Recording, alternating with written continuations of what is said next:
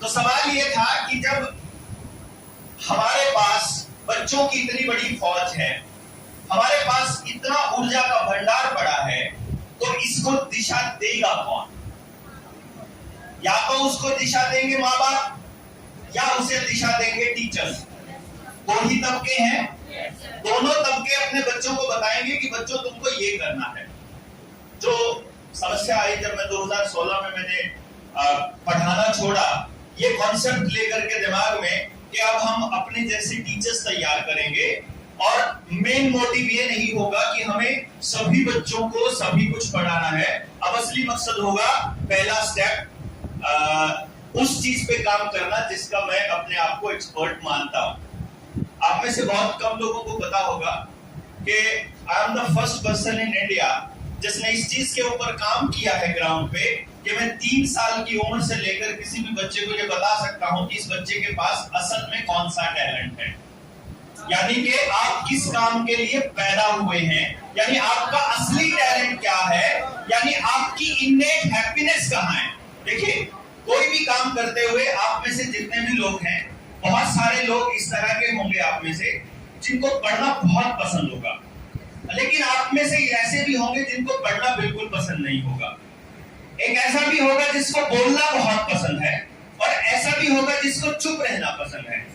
Class में हमने जब स्कूल में आप जाते हैं, स्कूल में जब आप पढ़े हैं, कॉलेज में, खाली पीरियड मिलते ही 5 मिनट मिलते ही एक बच्चा तो उठ के दौड़ लेता है, बाहर की तरफ भागता है, घूम के आता है, टीचर दिख गया तो वापस आके बैठ जाता है। एक बच्चा ऐसा भी हो सकता है जो रिसेस में भी अपने बस्ते पे ही बैठा रहता है, जो वहां से नहीं हिलता है। मतलब ये है कि आपका जो दिमाग कुदरत ने बनाया है आपके जन्म से पहले, उसके साथ में उसको कुछ खासियत देकर के भेजी है कि तुम्हारा रोल इस तरह के काम करने का होगा समाज के अंदर। अगर तुम इस तरह के काम करोगे तो तुम खुश रहोगे। अगर तुम्हें इसके उलट कोई काम करना पड़ गया तो चाहे आप 5 लाख रुपया महीना कमाते हो, चाहे आप 50 लाख रुपया महीना कमाते हो, आपकी जिंदगी में कभी भी हैप्पीनेस नहीं आएगी अगर आप अपने उस काम से खुश नहीं है जिस काम को आप सुबह से लेकर रात तक करते हो। क्योंकि शाम तक आप काम खत्म करते हो, अगर आप अपने काम को पसंद नहीं करते तो शाम को ही टेंशन शुरू हो जाएगी, कल फिर जाना पड़ेगा यार। और अगर आप अपने काम को पसंद करते हो तो अगले दिन का जोश अलग होगा कि कल हम ये ड्रेस पहन के जाएंगे, कल हम इस तरह तैयारी करके जाएंगे अपने काम की। तो असली जो चीज है जो समाज को चाहिए आने वाले वक्त में कि उस बच्चे का जो टैलेंट है क्लासरूम कंडीशन के अंदर 3 साल की उम्र में पता होना चाहिए।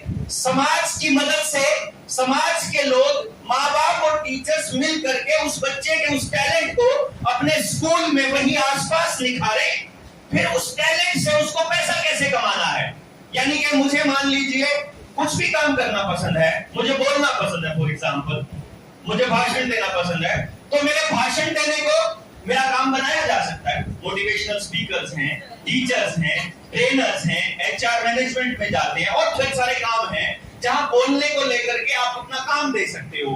तो जो आपको सबसे ज्यादा पसंद है, यानी जिस काम के लिए आपको असल में पैदा किया गया है, उस तरह के काम अगर आप करेंगे तो आप हमेशा खुश रहेंगे।